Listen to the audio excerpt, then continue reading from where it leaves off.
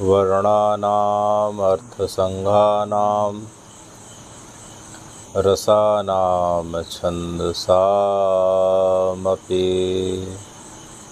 मङ्गलानां च कर्तारौ वन्दे वाणी विनायकौ मूकं करोति वाचालं पंगुलंघ्यते गिरिं यत्कृपातमहं वन्दे परमानन्दमाधवम्। रामाय रामभद्राय रामचन्द्राय वेधसे रघुनाथाय नाथाय सीताया पतये नमः। श्री राम राम रणकर्कश राम राम, श्री राम राम भरतग्रज राम राम, श्री राम राम रघुनंदन राम राम, श्री राम राम शरणं भव राम राम। रामो माता पिता च रामचंद्र, स्वामी रामो च सखा रामचंद्र, सर्वस्व में दयालु रामचंद्रो, नान्यं जानैव न जानैव न जानैव। राम रामेति रामेति रमे रामे मनोरमे, सहस्रनाम तत्तुल्यं श्रीराम नामं वरानने। अतुलित बलधामं हेमशैलाभदेहं, दनुजवन कृशानां ज्ञानिनामग्रगण्यं, सकलगुणनिधानां वानराणामधीशं, रघुपति प्रियभक्तं वातजातं नमामि। बंशी विभूषितकरा नवनीरदाबात्, पीताम्बरारुणबिं फलाधरोष्ठात्, पूर्णेन्दु सुन्दरमुखारविन्दनेत्रात्, कृष्णापरं किमपि तत्त्वम् अहं न जाने, कृष्णापरं किमपि तत्त्वम् अहं न जाने।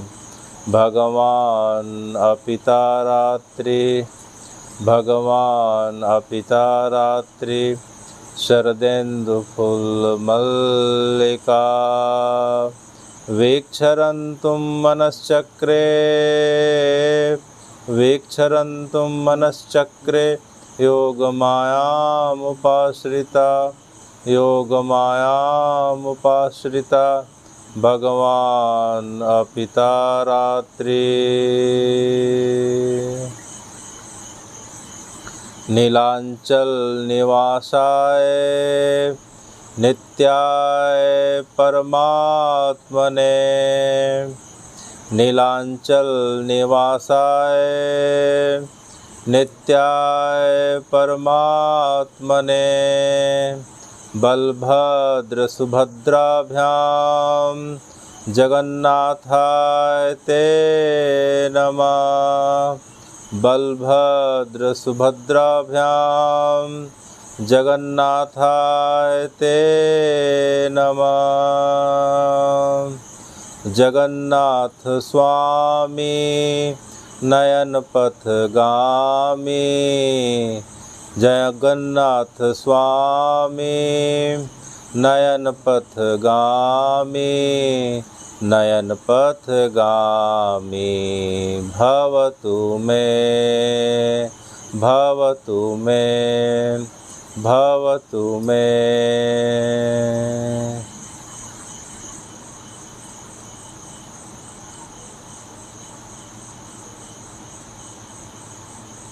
हे जगन्नाथ जी,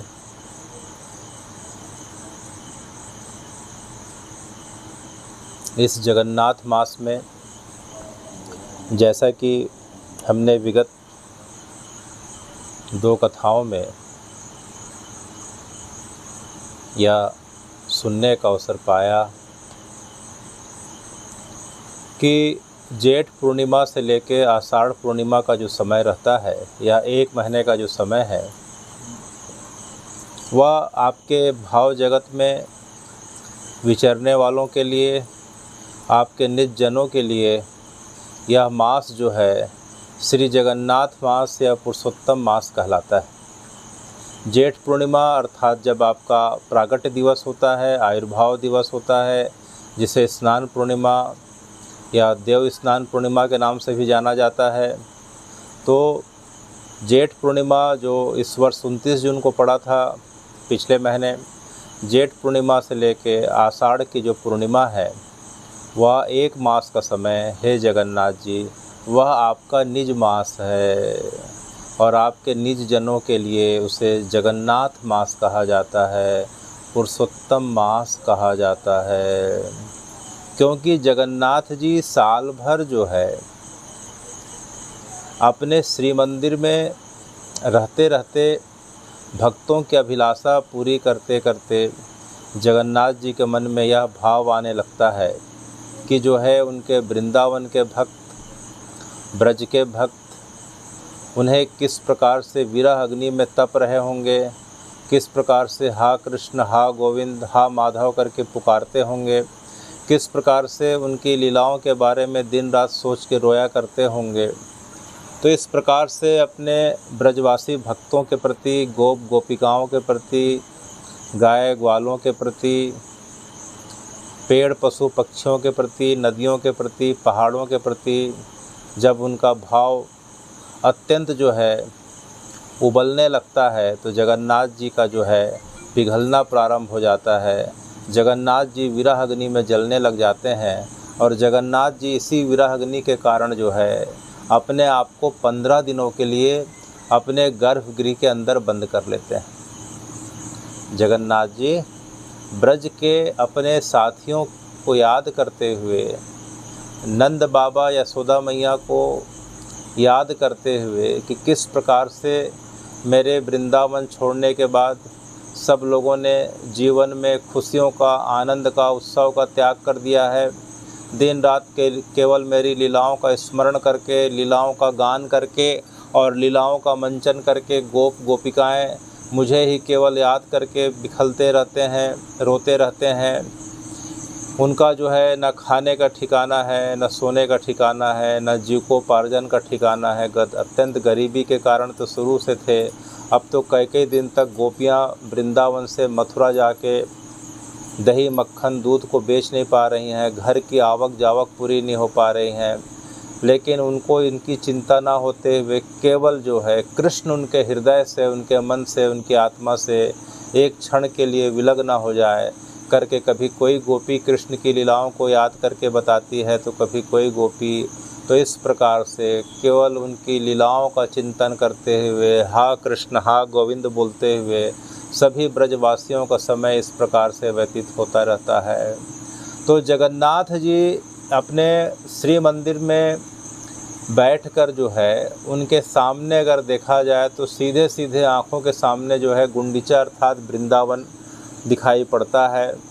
तो जगन्नाथ जी जब देखते हैं कि मेरे ब्रजवासियों का विरह का ताप इतना बढ़ गया है कि अगर मैं उनके पास ना जाऊं तो अपने प्राणों का त्याग कर देंगे।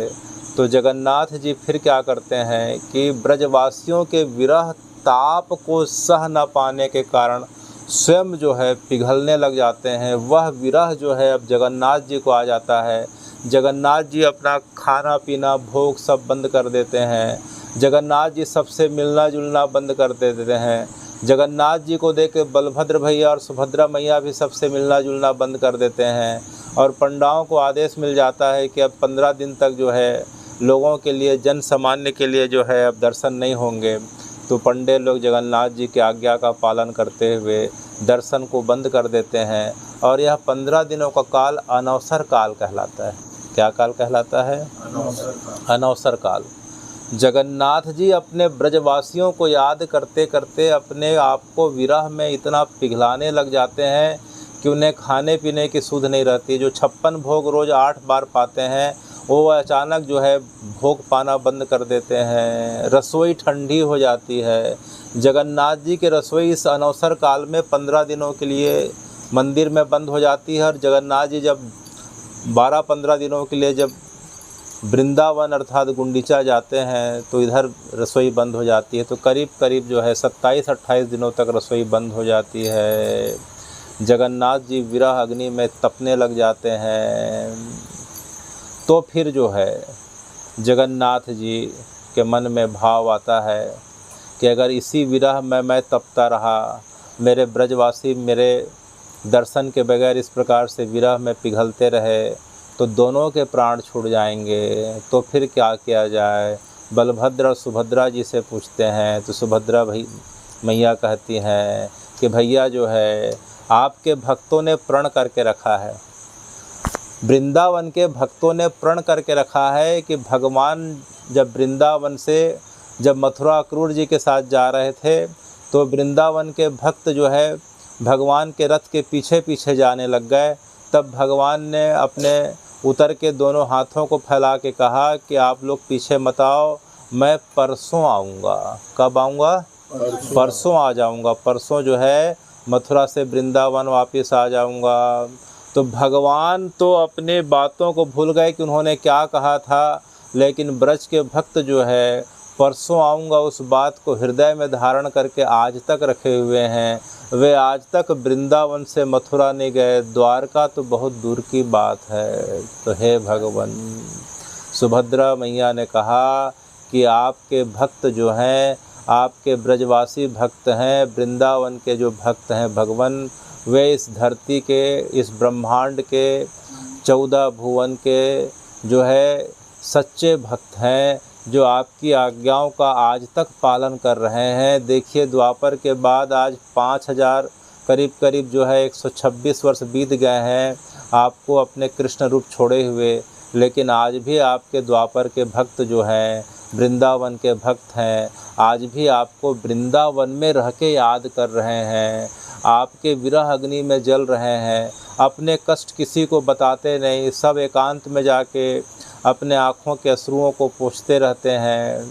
कोई देख लेता है तो उन्हें जो है बाहर की बातों को घुमा के बता के घुमा देते हैं, लेकिन आज तक उनके हृदय में आपके आने की प्रतीक्षा है। तो भैया वे तो कभी नहीं आएंगे। तो सुभद्रा बहन हमें क्या करना चाहिए? तो हमें ऐसा करना चाहिए भैया कि हमें खुद उनके पास जाना चाहिए। अच्छा, हमें उनके पास जाना चाहिए। बोले हाँ। बोले बाकी समय तो भक्त भगवान के पास जाते हैं, लेकिन मेरे ब्रजवासी भक्तों का प्रेम मुझसे इतना ज़्यादा है और वे इतनी मर्यादा का ध्यान रख रहे हैं कि आज तक मेरे वचनों को हृदय में धारण करके रखे हैं, वे नहीं आ पाएंगे। चलो अब हम चलते हैं। अच्छा भैया, अगर हम चलेंगे तो क्या ऐसे पैदल जाएंगे?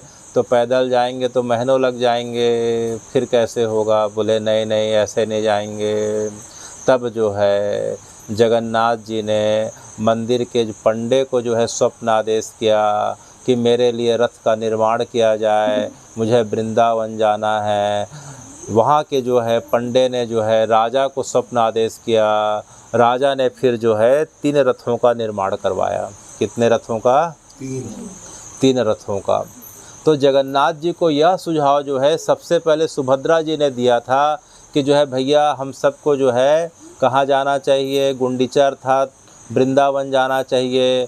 तो बहन की बात का मान रखते हुए कि सुभद्रा जो है तुम्हारा रथ सबसे आगे रहेगा। बलभद्र बोले कि भैया जो है सुभद्रा की रक्षा तो शुरू से मैं करता आया हूँ, तुम तो पता नहीं कहाँ कहाँ चले जाते हो, तो सुभद्रा के पीछे पीछे मैं रहूँगा। अच्छा कोई बात नहीं, सबके पीछे मैं रहूँगा। भगवान क्या कहते हैं, मैं सबके पीछे रहूँगा, मैं सबके पीछे होके चलूँगा। अच्छा अच्छा अच्छा। तो इस प्रकार से जो है 3 रथों का निर्माण किया जाता है। 3 रथों का जो निर्माण किया जाता है वृंदावन जाने के लिए, गुंडीचा जाने के लिए, सुंदराचल जाने के लिए, जनकपुरी जाने के लिए अनेकों अनेक नाम बताए जाते हैं। एक नाम जनकपुरी है। किसी ज़माने में, किसी कल्प के किसी त्रेता में वह जगह जनकपुरी के नाम से विख्यात थी। जो जनकपुरी वर्तमान में नेपाल में है, वह किसी कल्प के किसी युग में इसी पुरी में विद्यमान हुआ करती थी। इसी जगह पे राजा जनक जब उनके राज्य में जब अकाल पड़ गया, तब जो है उनके कुलगुरु ने उन्हें सुझाया कि जो है आप जो है सोने का रथ लेके यहाँ चलाइए, तब वर्षा होगी। तब इसी जगह पे जो है राजा जनक रथ जो है हल चला रहे थे। तो हल चलाते चलाते जो है उन्हें ज़मीन में एक वो मिला, पात्र मिला। जब पात्र को हटाया गया तो उसमें जो है जानकी जी उसमें मिली। तो इसी जगह पे जानकी जी का प्रागट्य हुआ था। तो उसका एक नाम जनकपुर है। क्या नाम है? जनकपुर। तो गुंडीचा का एक नाम जनकपुर है, एक नाम सुंदरांचल है, एक नाम जो है गुंडीचा है। गुंडीचा रानी के कारण जो है उसका नाम क्या पड़ा? गुंडीचा पड़ा। तो भगवान के जो हैं अनेकों अनेक नाम है। वृंदावन तो है ही। भगवान के जो निज भक्त हैं, जो जगन्नाथ जी को वास्तविक रूप में जानते हैं कि जगन्नाथ जी की कथा क्या है, जगन्नाथ जी का मूल स्वरूप के पीछे कारण क्या है, जो मूल स्वरूप को जानते हैं, वे गुंडीचा को वृंदावन के नाम से पहचानते हैं। किसके नाम से? वृंदावन के नाम से। तो इस प्रकार से जगन्नाथ जी तैयार हो रहे हैं, वृंदावन जाने के लिए तैयार हो रहे हैं, जिसे वर्तमान में गुंडीचा कहा जाता है। वह भगवान के श्री मंदिर से 3 किलोमीटर की दूरी पे है। हमने पिछले 3 वर्षों में जो है थोड़ा थोड़ा इसके बारे में सुना है। अब चूँकि पुनः रथ यात्रा का समय है, तो हम इसके बारे में संक्षिप्त में जो है पुनः जो है इसको स्मरण में लाएंगे और साथ में इसको दोहराएंगे, ताकि जगन्नाथ जी के रथ के बारे में सबको पता हो। तो जगन्नाथ जी, हे जगन्नाथ जी, आपके रथ के लिए जो है, रथ के लिए प्रत्येक वर्ष जो है नई लकड़ियों का प्रयोग किया जाता है। जगन्नाथ जी का जो रथ है, जगन्नाथ बलभद्र सुभद्रा का, प्रत्येक वर्ष नई लकड़ियां लाई जाती हैं। जगन्नाथ जी का निज जंगल है, निज उद्यान है। पूरा का पूरा उत्कल क्षेत्र जो है जगन्नाथ जी का है। तो जगन्नाथ जी के जो जंगल हैं, वहाँ से लकड़ियाँ लाई जाती हैं।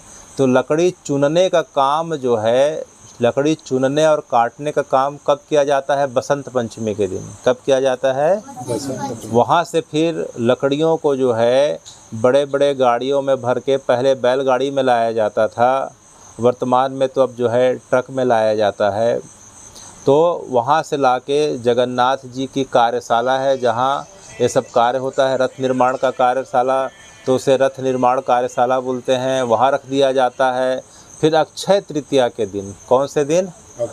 अक्षय तृतीया के दिन से जो है रथ बनाने का कार्य प्रारंभ हो जाता है, जो 58 दिनों तक चलता है और स्नान पूर्णिमा के एक दिन पहले तक चलता है। तो 58 दिनों तक 200 कारीगर मिलकर जगन्नाथ बलभद्र सुभद्रा जी का रथ बनाते हैं। कितने दिनों में रथ बनता है?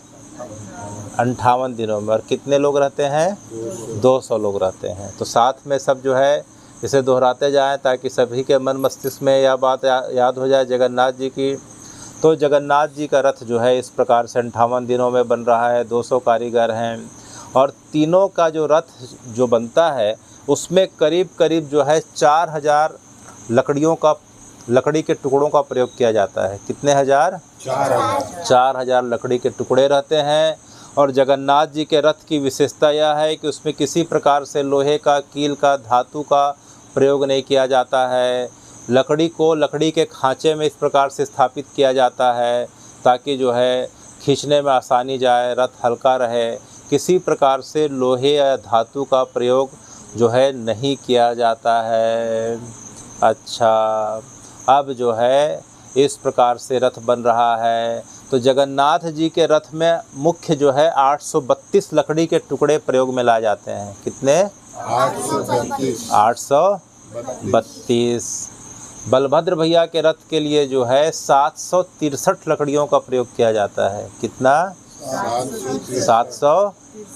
और जो है सुभद्रा जी के लिए 593 लकड़ियों का टुकड़ों का प्रयोग किया जाता है। कितना हो गया? 593। और बाकी जो बची हुई लकड़ियां हैं रथ के सजावट के लिए और बाकी चीज़ों के लिए प्रयोग में लाई जाती है। तो जगन्नाथ जी का रथ जो है इस प्रकार से जो है धीरे धीरे 58 दिनों में निर्मित होने लग जाता है। और जब रथ यात्रा पूरी हो जाती है, जब जगन्नाथ जी वापस आ जाते हैं गुंडीचा से, तो जो रथ बने हैं उन रथों को जो है पुनः डिसमेंटल कर दिया जाता है, अर्थात एक एक लकड़ी के पुर्जों को अलग अलग कर दिया जाता है। और उन लकड़ियों को साल भर जगन्नाथ जी की रसोई में जो है ईंधन के रूप में प्रयोग में लाया जाता है। हमने सुना है कि जगन्नाथ जी के रसोई में करीब करीब 200 चूल्हे जलते हैं, 400 चूल्हे जलते हैं। कितने चूल्हे? 400 चूल्हे जलते हैं। कहीं कहीं वर्णन 250 चूल्हों का आता है। तो इन चूल्हों में साल भर जो ईंधन का प्रयोग होता है, क्योंकि चूल्हे में जो है लकड़ी का प्रयोग होता है, तो यह लकड़ी जो है जगन्नाथ जी के रथ की ही उपयोग में लाई जाती है। जब जगन्नाथ जी वापस आ जाते हैं तो कुछ दिनों बाद रथों के जो है एक एक लकड़ी के टुकड़ों को अलग अलग कर दिया जाता है और जगन्नाथ जी के रसोई में साल भर उपयोग में लाया जाता है। कभी कभी जो है जगन्नाथ जी के, बलभद्र भैया के, सुभद्रा मैया के जो रथ के जो चक्के हैं, गोल पहिए हैं, उनको कभी कभी नीलामी कर दी जाती है। तो जो भगवान के निज जन हैं वे नीलामी करके अपने घर के बाहर, अपने होटल प्रतिष्ठान के बाहर उसे स्थापित कर देते हैं लोगों के दर्शन हेतु। तो इस प्रकार से जगन्नाथ जी का जो है रथ बन रहा है। और जगन्नाथ जी का जो रथ है, जगन्नाथ जी का रथ है वह 45 फुट 5 इंच का होता है। कितने फुट कितने इंच? यह तीसरे वर्ष हम स्मरण में ला रहे हैं ताकि जो है जगन्नाथ जी की कृपा से जितने लोग जगन्नाथ जी की कथा सुनते हैं उन्हें स्मरण में हो जाए। जगन्नाथ जी का रथ जो है 45 फुट 5 इंच का होता है। बलभद्र भैया का रथ 45 फुट का होता है और सुभद्रा जी का रथ 44 फुट 5 इंच का होता है। 45 फुट 5 इंच, 45 फुट और 44 फुट 5 इंच, 5-5 इंच का जो है थोड़ा थोड़ा गैप कर दिया जाता है। अच्छा, जगन्नाथ जी के रथ में 16 पहिए होते हैं, बलभद्र जी के रथ में 14 पहिए होते हैं, सुभद्रा जी के रथ में 12 पहिए अर्थात चक्के होते हैं। कितना हो गया? 16, 14 और 12 याद हो गया। उसके पश्चात जो है जगन्नाथ जी के रथ का जो कपड़ा है उसका रंग क्या होता है? लाल और पीला होता है। बलभद्र भैया के रथ का जो कपड़ा है उसका रंग लाल और हरा रहता है। हरा हरियाली खेती का प्रतीक है। हरा क्यों होता है? क्योंकि बलभद्र भैया के हाथ में क्या रहता है? हल रहता है। हल से क्या होती है? खेती होती है। खेती के कारण जीवन में हरियाली आती है। तो खेत का रंग भी जो है फसल के कारण हरा, और उस हरे के कारण जीवन में सुख समृद्धि हरियाली आती है। इसी कारण से जगन्नाथ जी के रथ का जो कपड़ा है वह लाल और हरे रंग का हो गया। और सुभद्रा जी का रथ का कपड़े का रंग लाल और काला। काला शक्ति का प्रतीक है। किसका प्रतीक है? शक्ति का प्रतीक है। सुभद्रा मैया तो साक्षात शक्ति के अवतार हैं। तो इस प्रकार से जगन्नाथ जी के रथ का जो कपड़ा है लाल और पीला, क्योंकि श्री हरि विष्णु जी को जो है पीला है, पीताम्बरी ओढ़ते हैं। उसके बाद बलराम भैया जो है हरे हो गए लाल के साथ, और जो है सुभद्रा जी लाल और काला। समझ में आया? ठीक है। उसके पश्चात जो है जगन्नाथ जी के रथ का नाम क्या होता है भाई? नंदी घोष। क्या नाम है? सब बच्चों को याद हो रहा है, नंदी घोष। और उसके बाद बलभद्र भैया के रथ का नाम ताल ध्वज। क्या नाम है? ताल ध्वज। उसके बाद सुभद्रा मैया का रथ के नाम दर्प दलन। क्या नाम है? तो नंदी घोष, ताल ध्वज और दर्प दलन। जगन्नाथ जी के रथ का नाम बताओ? नंदी घोष। नंदी घोष, ठीक है। उसके बाद बलभद्र भैया का ताल ध्वज और सुभद्रा मैया का दर्प दलन, ठीक है। उसके बाद जगन्नाथ जी के रथ में 4 घोड़े हैं, सफ़ेद रंग के 4 घोड़े हैं। घोड़ों का रंग क्या है? सफ़ेद है। अच्छा, बलभद्र जी के घोड़ों का रंग क्या है? काला है। और जो है सुभद्रा जी के घोड़ों का रंग लाल है। कौन से रंग का है? लाल है। अच्छा, तो सभी के रथ में 4-4 घोड़े जो है लगे रहते हैं। तो जगन्नाथ जी के रथ के घोड़ों का नाम क्या क्या है बताओ भाई? बहुत बढ़िया। मेघ पुष्प और बलाहक। बोलो, सैव्य, सुग्रीव, मेघ पुष्प और बलाहक। तो जगन्नाथ जी के 4 घोड़े हो गए श्वेत रंग के, ठीक है।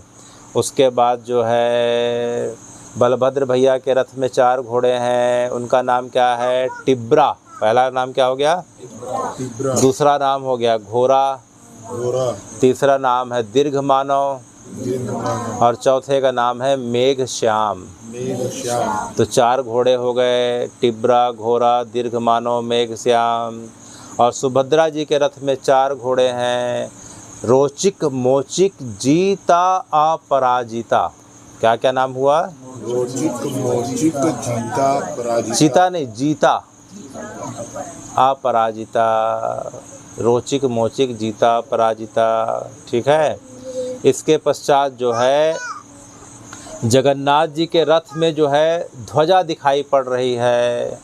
बलभद्र जी के रथ में ध्वजा दिखाई पड़ रही है और सुभद्रा जी के रथ में ध्वजा दिखाई पड़ रही है। रथ के ऊपर ध्वजा रहती है, जैसे मंदिर के ऊपर ध्वजा रहती है ना, उसी प्रकार से जगन्नाथ जी के, बलभद्र जी के, सुभद्रा जी के रथ में ध्वजा है। तो जगन्नाथ जी के रथ की ध्वजा का नाम क्या है बताओ भाई? त्रैलोक्य मोहिनी। क्या नाम है? त्रैलोक्य मोहिनी। तीनों लोक को जो मोहित कर दे। इसीलिए जब रथ यात्रा का समय आता है तो पृथ्वी के नर नारी ही नहीं अपितु जो हैं पूरे ब्रह्मांड के देवी देवता, गंधर्व, यक्ष, भूत, प्रेत, यक्ष, किन्नर, पिशाच, जितने भी भगवान के निर्मित जितने भी जगत में प्राणी हैं, जो इस लोक के हों चाहे दूसरे लोक के हों, चाहे स्वर्ग लोक के हों चाहे ब्रह्म लोक के हों, सभी देवी देवता, यक्ष, गंधर्व, किन्नर, भूत, पिशाच, सभी लोग जो हैं जगन्नाथ जी के रथ की ध्वजा को देख के मोहित हो जाते हैं और अपने अपने लोकों को छोड़ के जो है मनुष्य रूप धारण करके जगन्नाथ जी के रथ को खींचने के लिए अपने आप को प्रस्तुत कर देते हैं। तो जगन्नाथ जी के रथ को मनुष्य नहीं खींचते हैं, देवी देवता, यक्ष, गंधर्व, भूत, पिशाच सब खींचते हैं, क्योंकि जगन्नाथ जी जो है पृथ्वी के नाथ नहीं हैं, हिंदुओं के नाथ नहीं हैं, वे पूरे ब्रह्मांड के जगत के नाथ हैं।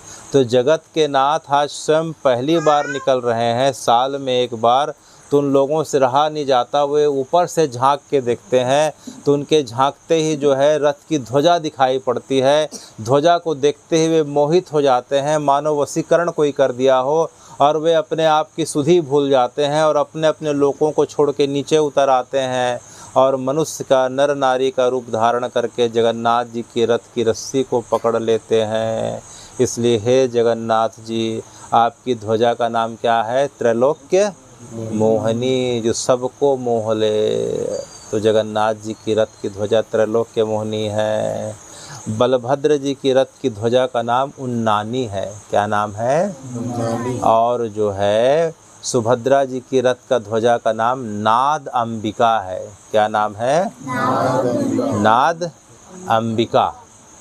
तो क्या क्या हो गया? त्रैलोक्य मोहिनी, उन्नानी और नाद अंबिका। अच्छा, उसके पश्चात जो है रथ को किससे खींचा जाता है? जूट की रस्सी से खींचा जाता है। तो जो जगन्नाथ जी के रथ की रस्सी जिसको लोग पकड़ के खींचते हैं रथ यात्रा में, जगन्नाथ जी की रथ की रस्सी का नाम है शंखचूर्णा। क्या नाम है? शंखचूर्णा। बलभद्र जी के रथ की रस्सी का नाम है वासुकी। क्या नाम है? वासुकी। और सुभद्रा जी के रथ का नाम है स्वर्ण, रस्सी का नाम है स्वर्णचूर्णा। क्या नाम है? शंखचूर्णा, वासुकी और स्वर्णचूर्णा। अच्छा, तो जैसे ही रथ चलने का समय आता है तो देवी देवताओं में होड़ मचने लगती है, मैं भी आज रथ में जाऊंगा। तो सब देवी देवताओं के बीच क्या है कि इस प्रकार से प्रतिस्पर्धा होने लगती है। वे ऊपर चढ़ने लगते हैं तो दूसरे देवी देवता पकड़ के नीचे खींचने लग जाते हैं कि पिछले साल तू चढ़ा था, पिछले साल तू चढ़ी थी, इस बार मैं जाऊंगा, इस बार मैं जाऊंगा। तो देवताओं में प्रतिस्पर्धा होने लगती है। इधर जो है देवताओं को देख के ऋषि मुनियों में प्रतिस्पर्धा होने लगती है। सभी के मन की इच्छा होती है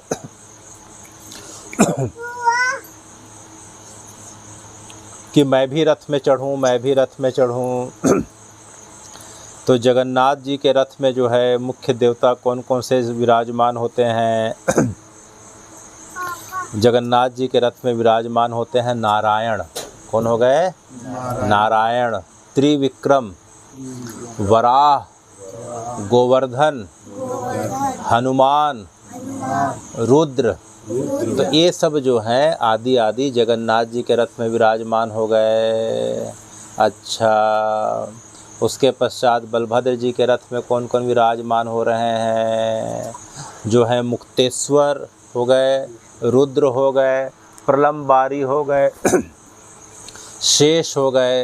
ये सब जो हैं किसके रथ में विराजमान हो रहे हैं? बलभद्र जी के रथ में विराजमान हो रहे हैं। और दुर्गा, जया, काली, मंगला काली, ये सब जो हैं, अंबिका, विमला, ये सब जो हैं किसके रथ में विराजमान हो रही हैं? सुभद्रा जी के रथ में विराजमान हो रही हैं।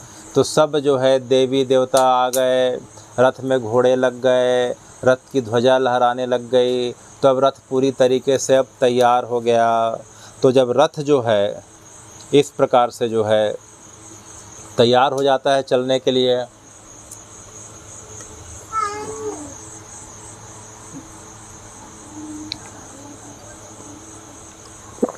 तो फिर क्या होता है? तो फिर जो है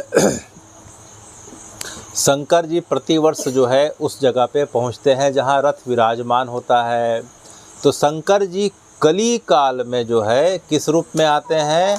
देह स्वरूप में आते हैं, जिसे वर्तमान में शंकराचार्य कहा जाता है। क्या कहा जाता है? शंकराचार्य। तो गोवर्धन पीठ जो है जगन्नाथपुरी में, जो शंकराचार्य जी ने, आदि शंकराचार्य जी ने 4 मठ स्थापित करे थे। तो जगन्नाथपुरी में जो मठ स्थापित किया था उसका नाम था गोवर्धन मठ। क्या नाम है? गोवर्धन। तो गोवर्धन मठ के जो शंकराचार्य हैं, वर्तमान के श्री निश्चलानंद सरस्वती महाराज जो हैं, महापाद निश्चलानंद सरस्वती जी, वे जो है साक्षात शंकर स्वरूप में आके सबसे पहले जो है जगन्नाथ, बलभद्र, सुभद्रा की जो है इस प्रकार से पूजा अर्चना करते हैं। सतयुग के समय जो है साक्षात महादेव आके पूजा अर्चना करते थे। कली काल में शंकर जी के जो है देव स्वरूप, देह स्वरूप जो है शंकराचार्य आके जो है जगन्नाथ जी की पूजा अर्चना करते हैं। इस प्रकार से तीनों रथों में शंकराचार्य जी ने पूजा अर्चना करी। जगन्नाथ जी जो है शंकर जी को देख के प्रसन्न हो गए, क्योंकि हरि की इच्छा ये रहती है कि मैं हर के बिना, महादेव के बिना जो है चलूँ नहीं। तो महादेव ने उनकी स्तुति करी और महादेव बोले कि अब मैं आपके साथ साथ चलूँगा, अब आप जो है चलने का उपक्रम करें। तो जगन्नाथ जी बड़े प्रसन्न हो गए कि हरि के साथ जो है हर भी, अर्थात जगन्नाथ जी के साथ महादेव भी चलेंगे। इसके पश्चात फिर क्या होता है? शंकराचार्य जी जो है पुरी के आके जो है पूजा करते हैं। उसके बाद जो है पुरी का जो राजा है, पुरी का जो राजा है वह भी जो है किस में आता है? डोली में बैठ के आता है।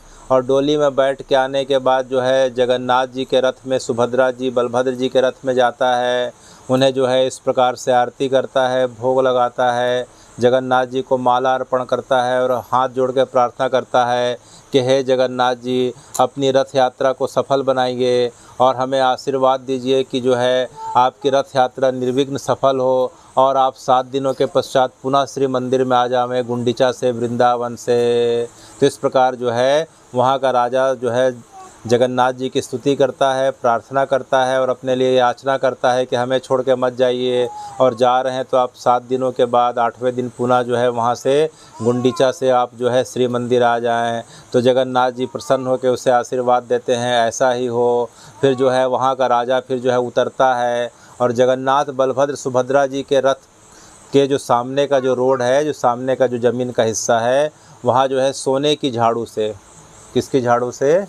सोने की झाड़ू से, और सामने में जो है राजा के जो सेवक रहते हैं वे चांदी के पात्र में, चांदी के कलश में जो है पवित्र जलों को, जिसमें गुलाब, केसर, गंगा जल मिला के जो है पवित्र जल का निर्माण किया जाता है, और कलश में रख के राजा के सेवक आते हैं।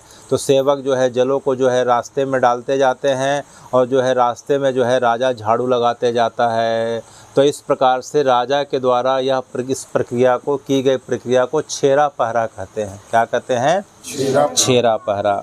तो शंकराचार्य जी भी आ गए, वहाँ का राजा आ गया। चैतन्य महाप्रभु के समय यह राजा कौन था? प्रताप रुद्र। क्या नाम था उसका? प्रताप रुद्र। तो प्रारंभ में जब प्रताप रुद्र को पता चलता है कि चैतन्य महाप्रभु जो हैं साक्षात राधा कृष्ण के युगल अवतार हैं, तो उसे जान के अत्यंत प्रसन्नता होती है कि जो है चैतन्य महाप्रभु जो हैं साक्षात जो है राधा कृष्ण के अवतार हैं। और दूसरा उसे यह जान के बड़ी प्रसन्नता होती है कि वह राधा कृष्ण के युगल अवतार अब जो है पुरी में रहने लग गए हैं, गौर गंभीरा में रहने लग गए हैं। तो यह देख के राजा के मन में चैतन्य महाप्रभु से मिलने की बड़ी प्रबल इच्छा होती है। वह कई बार जो है अपने मंत्रियों से राय रामानंद, स्वरूप दामोदर और सार्वभौम भट्टाचार्य, राय रामानंद, स्वरूप दामोदर और सार्वभौम भट्टाचार्य के हाथों जो है खबर पहुंचाता है कि जो है पुरी के जो राजा हैं प्रताप रुद्र आपका दर्शन करना चाहते हैं। लेकिन राजा का नाम सुन के जो है जगन्नाथ चैतन्य महाप्रभु जो है अत्यंत क्रोधित हो जाते हैं और बोलते हैं कि सन्यासी के लिए जो है राय रामानंद, तुमको पता नहीं है सन्यासी के लिए नियम क्या है? बोले पता नहीं भगवान क्या नियम है।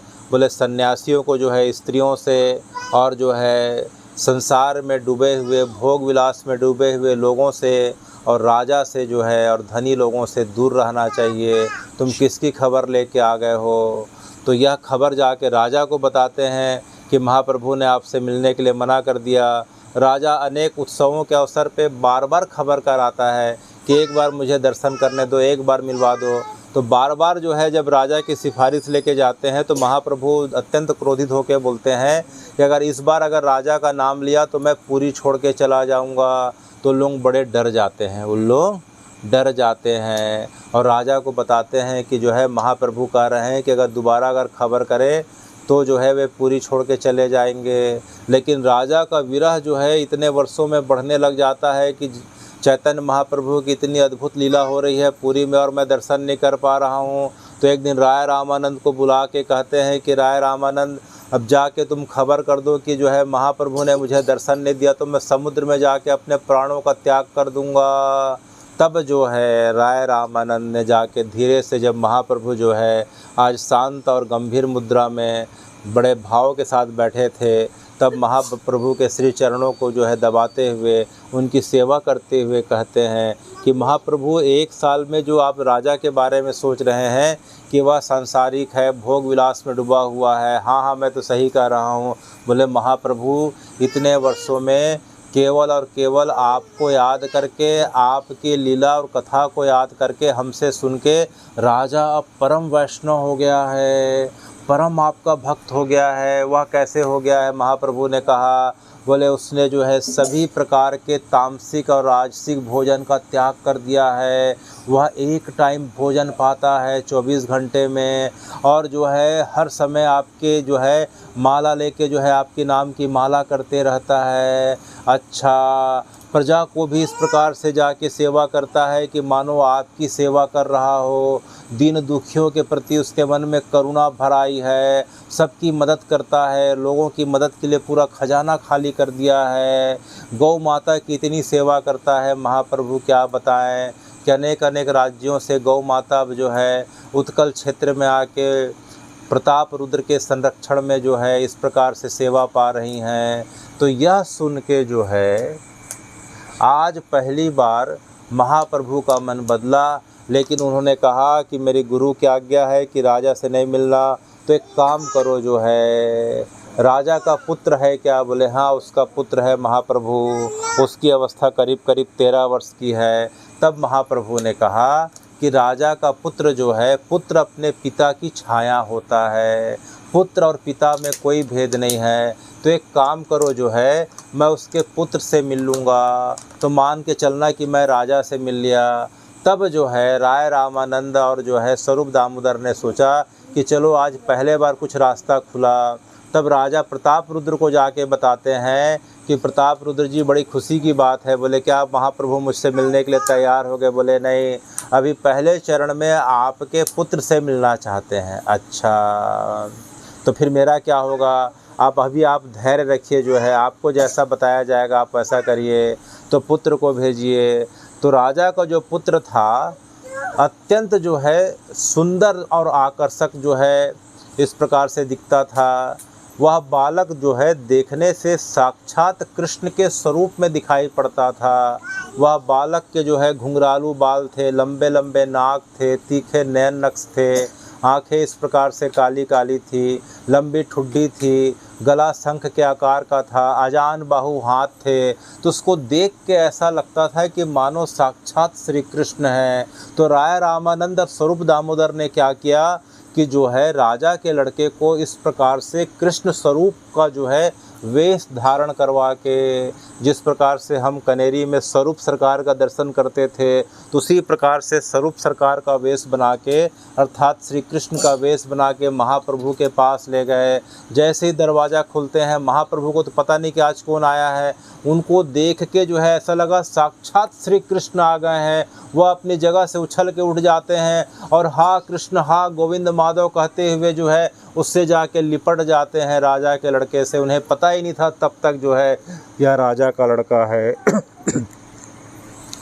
बहुत देर के बाद जो है महाप्रभु की तंद्रा हटती है, उसे अपने गोद में बैठा के उसके घुंघराले बालों को इस प्रकार से सहलाने लग जाते हैं, उनकी ठुड्डियों को इस प्रकार से जो है सहलाने लग जाते हैं। तब जो है राय रामानंद ने कान में कहा कि महाप्रभु यह आपकी आज्ञा के अनुसार यह राजा का पुत्र है। अच्छा, यह राजा का पुत्र है, वाह। यह सुन के महाप्रभु अत्यंत प्रसन्न हो जाते हैं, उस छोटे से बालक को अत्यंत लाड़ दुलार करते हैं और बार बार बोलते हैं कि बेटा तुम बीच बीच में आ जाया करो। और जाते समय उसे जो है अपनी माला देते हैं। उसके गले में क्या पहनाते हैं? अपनी माला पहनाते हैं, उसे अपना पटका पहनाते हैं। और उसके पश्चात जो है राय रामानंद को बोलते हैं कि राय रामानंद, बोले जी महाप्रभु, मेरा जो है ऊपर का जो कपड़ा है, जो महाप्रभु का जो बहिर्वास था, जो ऊपर का जो कपड़ा रहता है, इसे जो है प्रदान करो। तो जो है बालक के हाथ में महाप्रभु का बहिर्वास इस प्रकार से प्रदान किया जाता है और वह बालक चैतन्य महाप्रभु को प्रणाम करके महल जाता है और अपने पिताजी जो है प्रताप रुद्र को पूरी घटना के बारे में बताता है। तब प्रताप रुद्र इतने भाव विभोर हो जाते हैं कि अपने लड़के के चरणों में साष्टांग गिर जाते हैं कि जो है इस लड़के ने आज जो है मेरे पुत्र ने महाप्रभु का दर्शन पाया, मानो साक्षात महाप्रभु इसके जो है शरीर में विराजमान हो गए। तो अपने पुत्र को गले लगाता है, साष्टांग करता है और पूछता है कि बेटा यह माला क्या है? बोले यह माला जो है महाप्रभु ने प्रदान करी है। तो माले से जो है कस्तूरी मृग की खुशबू आ रही थी। यह खुशबू जो है राजा को आश्चर्यचकित कर देती है। वह माला के पास जाता है तो और उसकी खुशबू बढ़ जाती है। राजा जो है मानो कि इस प्रकार से जो है समाधि में चला जाता है और समाधि में जाके ही महाप्रभु का दर्शन करने लग जाता है। बहुत देर के बाद समाधि टूटती है। तब राजा पुनः अपने पुत्र का आलिंगन करता है और उसे बड़ा दुलार करता है। फिर जो है राय रामानंद ने कहा कि महाप्रभु ने अपना बहिर्वास अर्थात ऊपर का कपड़ा भेजा है। तब वह जो है राजा तब से नियम बना लेता है कि महाप्रभु का जो बहिर्वास अर्थात ऊपर का जो अंग वस्त्र है उसे जो है अपने पूजा के कमरे में रखता है और रोज़ जो है कपड़े के रूप में मानो महाप्रभु मेरे महल में पधारे हुए हैं करके रोज़ पूजा करता है। तब से लेके आज तक पुरी के जो है उस परंपरा में आज भी जो है महाप्रभु के वस्त्र की पूजा की जा रही है। आज भी उनके महल में महाप्रभु का बहिर्वास आज भी जो है यथावत रखा हुआ है।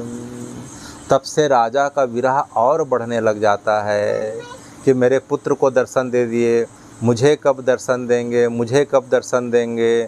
जो एक टाइम भोजन पा रहा था अब धीरे धीरे फलाहार पे आ गया, धीरे धीरे फलाहार भी बंद कर दिया। यह देख के राय रामानंद, स्वरूप दामोदर, सार्वभौम भट्टाचार्य, काशी मिश्र, वक्रेश्वर जो है अत्यंत दुखी होने लग गए कि राजा का विरह इस प्रकार का है, कहीं प्राणों का त्याग मत कर दे और महाप्रभु मान नहीं रहे हैं। तब उन्होंने फिर उपाय सोचा, बोले एक काम करो, बोले कुछ दिनों के बाद रथ यात्रा आने वाली है तो आप रथ यात्रा में वहाँ जाके जो है झाड़ू लगाना और वहाँ महाप्रभु वहाँ रहेंगे, रथ के पास रहते हैं और झाड़ू लगाते हुए देखेंगे तो जो है उसे इससे जो है उनका भाव बदलेगा। अच्छा तो मैं झाड़ू लगाऊंगा तो महाप्रभु मुझे दर्शन देंगे क्या? आपका दर्शन करेंगे, आप दूर से उनका दर्शन पा सकते हो। बोले नहीं नहीं, मुझे उनके पास चरणों में बैठ के उनका दर्शन पाना है। तो एक काम करना, राजा को सब जो है सलाह देते हैं कि जब रथ चलेगा तो महाप्रभु जो है अपना जो है उद्दंड नृत्य प्रारंभ करेंगे।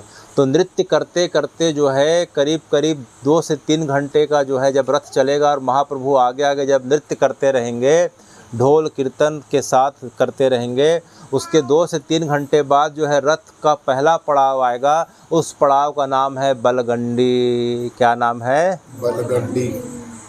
बलगंडी। तो बलगंडी में रथ जो है बलराम दास जी की याद में रुकेगा, उनके लिए जो है वहाँ भोग लगाया जाएगा उनके नाम से। तब महाप्रभु जो है 1-2 घंटा के लिए जो है रथ विश्राम के लिए रुकेगा, जगन्नाथ जी रुकेंगे। तब महाप्रभु जो है बलगंडी के बगल में जो है एक उद्यान दिखाई पड़ रहा है, उसे राधा वल्लभ उद्यान कहते हैं। क्या वल्लभ कहते हैं?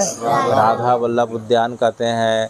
तो महाप्रभु जो है उद्यान में जाके पेड़ के नीचे विश्राम करेंगे। तब तुम जो है महाप्रभु जब आंख बंद करके विश्राम करते रहेंगे, अपने राधा भाव में स्थित रहेंगे, तब तुम जाके उनके चरणों को पकड़ लेना और उनकी चरण वंदना, चरण सेवा करना चालू कर देना। अच्छा तो उनको कैसे पता चलेगा कि मैं हूँ? वो तो समाधि में रहेंगे। बोले काम करना, उनकी चरण वंदना करते करते उन्हें जो है गोपी गीत सुनाने लग जाना। क्या सुनाने लग जाना? गोपी गीत सुनाने लग जाना। जैसे गोपी गीत का क्रम बढ़ते जाएगा तो जिस प्रकार से द्वारिका के सुदर्शन महल में, सुधर्मा महल में भगवान के कान में गोपी गीत पड़ा तो उनसे रहा नहीं गया, वे जो है इस प्रकार से महल का काम छोड़ के दौड़ पड़े। उसी प्रकार से महाप्रभु के कान में जाएगा तो उनकी समाधि टूट के जो है तुम्हारे गोपी गीत में आ जाएगी। तो जैसे ही पूछेंगे कौन मुझे गोपी गीत सुना रहा है, तब मत बोलना कि मैं जो है प्रताप रुद्र राजा सुना रहा हूँ। तो बोले मैं अपना नाम नहीं बताऊँगा तो झूठ हो जाएगा। बोले वैसा नहीं वैसा नहीं, उनको बोलना कि हे महाप्रभु, मैं जो है आपके चरणों का सेवक जो है गोपी गीत सुना रहा हूँ। मैं आपका चरण सेवक, जगन्नाथ जी का चरण सेवक हूँ जो गोपी गीत सुना रहा हूँ। बस चरण सेवक बोलना, इतने में महाप्रभु की कृपा हो जाएगी। अच्छा तब राजा जो है इस प्रकार से पूरी तैयारी करके आ जाता है। तो राजा ने सबसे पहले छेरा पहरा की रस्म निभाई। झाड़ू लगाया उसे क्या कहते हैं? छेरा पहरा कहते हैं। रोड की सफाई करी। यह देख के महाप्रभु के मन में अभी से अच्छे ख्याल आने लग गए कि राय रामानंद ये जो है कौन है जो इस प्रकार से जगन्नाथ जी के लिए अपने जो है डोली से उतर के, अपने मुकुट को उतार के, जूता चप्पल को उतार के, खाली पैर में इस प्रकार से जगन्नाथ जी के सामने झाड़ू लगा रहा है। बोले जो है महाप्रभु, यह प्रताप रुद्र है और आपका सेवक है। अच्छा, यह तो देखने में बड़ा अच्छा दिख रहा है, जगन्नाथ जी का सेवक दिख रहा है। इस मैं सोचता था कि राजा है, बड़ा घमंडी होगा, अहंकारी होगा। नहीं नहीं महाप्रभु, यह जो है परम सेवक है, जगन्नाथ जी का परम सेवक है, आपका परम सेवक है। अच्छा, राय रामानंद ने भी ज़्यादा नहीं कहा, लेकिन जो है महाप्रभु के दिमाग में बैठने लगा कि जगन्नाथ जी के लिए झाड़ू लगा रहा हमारे, निश्चित रूप से जो है अच्छा व्यक्ति होगा। ठीक है। इसके पश्चात जो है रथ जो है अब चलने वाला था, तो रथ जो है धीरे धीरे चलने लगा। तो जब जैसे ही रथ चलने वाला था, चैतन्य महाप्रभु ने क्या किया कि उनके साथ जो है करीब जो है चैतन्य महाप्रभु के साथ जो है करीब 5000 लोग थे। कितने लोग थे? 5000। कुछ उड़िया लोग और कुछ गौड़िया लोग। गौड़िया माने जो गौड़ प्रदेश से, अर्थात चैतन्य महाप्रभु का जो जन्म स्थान है मायापुर नवद्वीप जो कलकत्ता में पड़ता है, उसे हम गौड़ प्रदेश कहते हैं।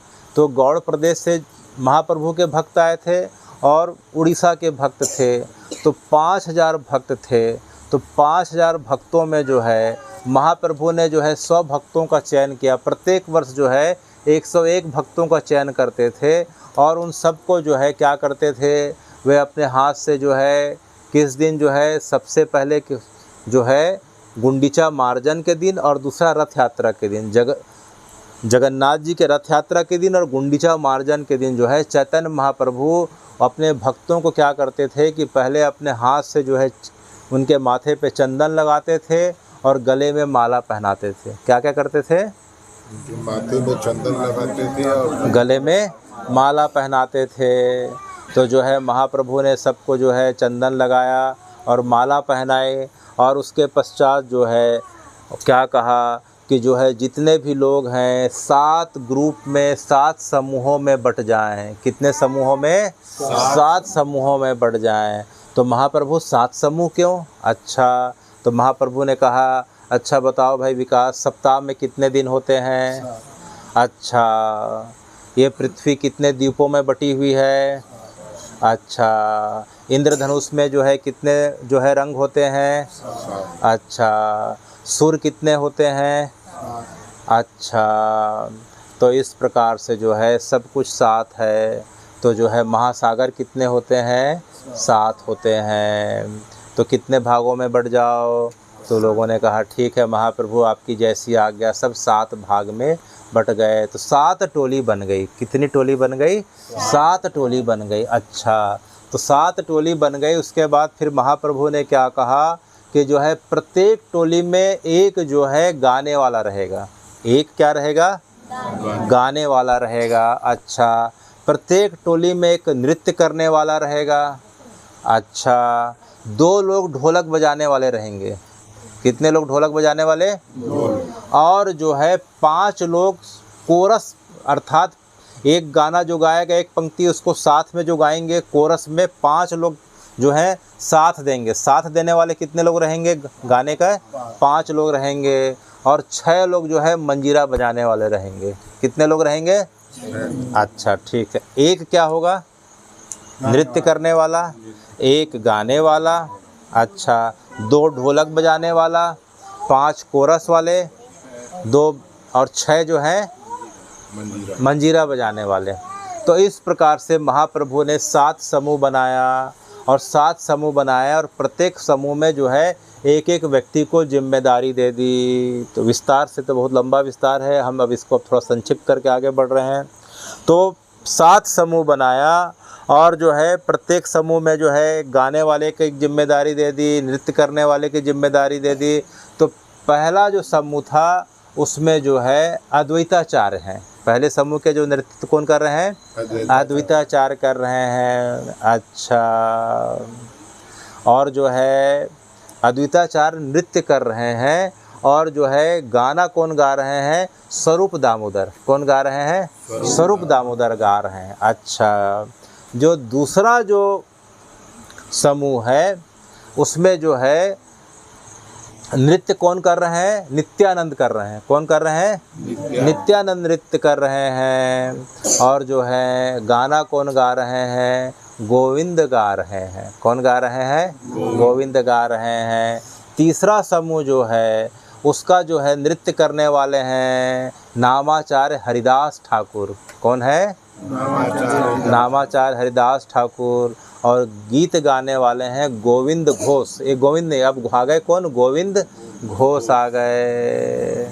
इस प्रकार से जो है धीरे धीरे 7 टोली, जो 5वीं टोली जो दिखाई पड़ रही है, जो 5वीं टोली है, 5वीं टोली, 6वीं टोली, 7वीं टोली, तो जो 5वीं जो टोली है उस वह जो है रथ के बाएं तरफ है। 5वीं टोली किधर है? रथ के बाएं तरफ है। और 6वीं टोली शांतिपुर गांव से आई है और अद्वैताचार्य के जो पुत्र हैं अच्युतानंद, वे उनका नेतृत्व कर रहे हैं 6वीं टोली का। और 7वीं टोली को रथ के पीछे रख दिए हैं। 7वीं टोली जो है रथ के पीछे है और उसका नेतृत्व कर रहे हैं नरहरि दास। कौन कर रहे हैं? नरहरि दास। ये श्रीखंड गांव से आए हैं। कौन गांव से आए हैं? श्रीखंड गांव से आ रहे हैं। 6वीं टोली जो है अच्युतानंद के द्वारा जो है नेतृत्व की जा रही है, वह आई है, कहाँ से आई है? शांतिपुर से आई है। और कालना गांव से जो है 5वीं टोली आई है। तो इस प्रकार से 7 टोली हो गई। 4 टोली रथ के सामने है, 1 टोली बाएं है, 1 टोली दाएं है और 7वीं टोली जो है नरहरि दास की जो है पीछे है। तो किसी ने पूछा कि महाप्रभु जो नरहरि दास का जो है टोली को आपने पीछे क्यों कर दिया, बाकी को आगे कर दिया? तब जो है महाप्रभु के बदले जो है स्वरूप दामोदर ने बताया कि नरहरि दास का जो भाव है चैतन्य महाप्रभु के प्रति कृष्ण भाव से जो है उनकी उपासना करते हैं। किस भाव से? कृष्ण भाव से। और बाकी जितने भी लोग हैं चैतन्य महाप्रभु को राधा भाव में ज़्यादा देखते हैं, कि राधा भाव में आवेशित होके जो है, गोपी भाव में आवेशित होके और जगन्नाथ जी को कृष्ण समझ के इस प्रकार से विरह में जो है हा कृष्ण हा गोविंद पुकारते रहते हैं। लेकिन नरहरि दास जो है उनका भाव महाप्रभु के प्रति कृष्ण भाव का ज़्यादा था, राधा भाव का नहीं था। बाकी लोग का राधा कृष्ण का युगल भाव था। तब जो है स्वरूप दामोदर ने कहा कि महाप्रभु अभी जब रथ चलेगा तो नृत्य करेंगे और नृत्य के आवेश में वे राधा भाव में आवेशित रहेंगे। किस भाव में रहेंगे? राधा भाव में आवेशित रहेंगे। तो अगर राधा भाव में आवेशित रहेंगे तो अगर नरहरि दास ने अगर उनका दर्शन किया तो उन्हें अच्छा नहीं लगेगा, और महाप्रभु नरहरि दास को देखेंगे तो उन्हें अच्छा नहीं लगेगा, क्योंकि नरहरि दास उन्हें कृष्ण रूप में मानता है। किस रूप में मानता है? कृष्ण रूप में। इसलिए जो है महाप्रभु ने उसे पीछे कर दिया। कहाँ कर दिया? पीछे कर दिया। श्रीखंड गांव से नरहरि दास हैं। अच्छा, नरहरि दास की यह विशेषता थी कि चैतन्य महाप्रभु जो है अपनी प्रशंसा कभी किसी से सुना नहीं करते थे। यह जो है महाप्रभु अपना ऐसा आचरण प्रस्तुत हम सबके लिए कर रहे हैं कि अपनी प्रशंसा कोई करे तो बात को बदल दो, वहाँ से हट जाओ या मना कर दो। अपनी प्रशंसा सुनने से हमारे किए गए पुण्य का क्षय होता है। कभी सामने में अपनी प्रशंसा सुननी नहीं चाहिए। तो महाप्रभु किसी से अपनी प्रशंसा नहीं सुनते थे। लेकिन पता नहीं नरहरि दास में ऐसा क्या भाव रहता था कि जब वह प्रशंसा करता था तो महाप्रभु जो है अपने आप को रोक नहीं पाते थे, चुप रह जाते थे, उसकी ओर देख के मुस्कुराते रहते थे। तो महाप्रभु ने जो है नरहरि दास को यह अधिकार दिया था कि वह जो है महाप्रभु की लीलाओं का बखान करते हुए उन्हें कृष्ण रूप में जो है इस प्रकार से स्थापित करता था, और महाप्रभु उसे मना भी नहीं कर पाते थे। तो पूरे के पूरे भक्तों में, उड़िया और गौड़िया भक्तों में केवल नरहरि दास ऐसे हैं जो उनके सामने उनकी प्रशंसा करने के जो है इस प्रकार से समर्थ हुआ करते थे। तो इस प्रकार से 7वीं टोली पीछे नरहरि दास की है। सामने हमने सुना कि किस प्रकार से सबकी टोली चल रही है। तो जैसे ही रथ यात्रा प्रारंभ होती है, महाप्रभु ने, चैतन्य महाप्रभु ने जगन्नाथ महाप्रभु की ओर देखा और दोनों हाथ को आसमान की ओर जगन्नाथ महाप्रभु की ओर उठाया और उन्होंने संस्कृत के 4 श्लोकों का गान किया। कितने श्लोक का गान किया? 4 श्लोक का। तो वे श्लोक कौन कौन से थे हम अगली साल की कथा में सुनेंगे। तो इस प्रकार से जो है महाप्रभु ने 4 श्लोक के माध्यम से जगन्नाथ जी की स्तुति करी और उनका इस प्रकार से नृत्य प्रारंभ हो गया। तो लोगों ने देखा और प्रताप रुद्र ने देखा कि जगन्नाथ जी के सामने जब महाप्रभु नृत्य कर रहे हैं तो 7 टोली है, सातों टोली में एक साथ जो है चैतन्य महाप्रभु दिखाई पड़ने लगे। हर जगह महाप्रभु दिखाई देने लगे, महाप्रभु जो है सातों टोली में दिखाई देने लगे। इस प्रकार से जो है राजा प्रताप रुद्र को समझ में नहीं आ रहा था कि महाप्रभु पहली टोली में है कि दूसरी टोली में है। सातों टोली में महाप्रभु के अनेकों अनेक रूप दिखाई देने लगे। प्रताप रुद्र से रहा नहीं गया, स्वरूप दामोदर जी से पूछा कि जो है स्वरूप दामोदर जी, मुझे समझ में नहीं आ रहा है कि महाप्रभु इतने रूप में एक साथ किस प्रकार से दर्शन दे रहे हैं। तब जो है स्वरूप दामोदर ने प्रताप रुद्र को कहा कि आपके ऊपर महाप्रभु की विशेष कृपा हो गई है कि आपको एक साथ एक ही समय में 7 रूप में दर्शन कर रहे हैं। अभी आप कुछ पूछिए मत, केवल जो है महाप्रभु के दर्शन का आनंद लीजिए। तो प्रताप रुद्र इस प्रकार से महाप्रभु का दर्शन का आनंद ले रहा था। अचानक देखता है जगन्नाथ महाप्रभु की ओर, रथ की ओर देखता है कि जगन्नाथ महाप्रभु की जगह पे अब कौन विराजमान है? चैतन्य महाप्रभु विराजमान है। और नीचे देखता है, उसे आश्चर्य होता है, चैतन्य महाप्रभु तो नीचे थे, ऊपर कैसे चले गए? तो उसकी दृष्टि नीचे पड़ती है तो नीचे देखता है कि जगन्नाथ जी जो है चैतन्य महाप्रभु की जगह पे आ गए हैं। वे अब उद्दंड नृत्य कर रहे हैं। अब वह सातों समूह में जगन्नाथ महाप्रभु को देख रहा है और ऊपर देख रहा है तो चैतन्य महाप्रभु विराजमान है।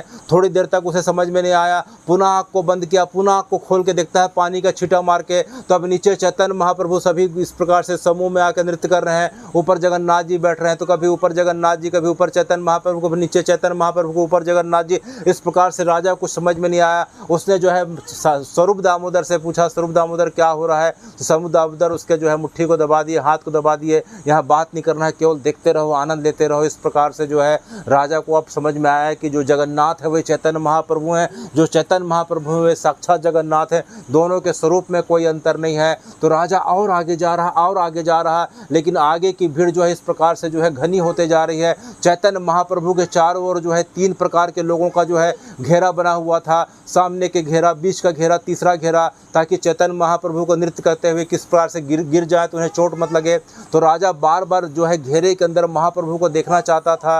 तो राजा अपने मंत्री जो है हरिचंदन के कंधे पे हाथ रख के जो है दर्शन कर रहा था। तो हरिचंदन ने देखा कि राजा को देखने में बार बार दिक्कत जा रही है। सामने में जो है श्रीवास पंडित खड़े हैं और श्रीवास जी बार बार गर्दन को दाएं कभी बाएं कर रहे हैं। इस प्रकार से जो है राजा को देखने में असुविधा हो रही है। तो उसने श्रीवास पंडित को डांट लगाई कि क्या इस प्रकार से गर्दन को दाएं कभी बाएं कर रहा है, देखता नहीं क्या राजा है और जो है राजा को इस प्रकार से तू कष्ट पहुंचा रहा है, राजा को दर्शन में बाधा पहुंचा रहा है। यह सुन के श्रीवास पंडित से रहा नहीं गया। उसने राजा के मंत्री हरिचंदन को जोरदार एक तमाचा लगाया। तमाचा खाते ही वह मंत्री गिर जाता है और वह गिरने के बाद जो है बड़े क्रोध में आ जाता है। अपने इस प्रकार से सुरक्षा कर्मियों को बुला लेता है और बोलता है कि श्रीवास को पकड़ के जेल में डाल दो और रात भर इसकी पिटाई करो। यह सुन के प्रताप रुद्र आता है और जो है अपने मंत्री हरिचंदन को पकड़ के किनारे ले जाता है और बोलता है कि अरे हरिचंदन, तू कितना बड़ा अपराध कर रहा है। बोले जो है महाराज, इसने मुझे तमाचा मारा और जो है मैं आप ही के लिए तो खड़ा था, आप ही के लिए रास्ता बना रहा था। तब प्रताप रुद्र ने कहा कि तुझे पता नहीं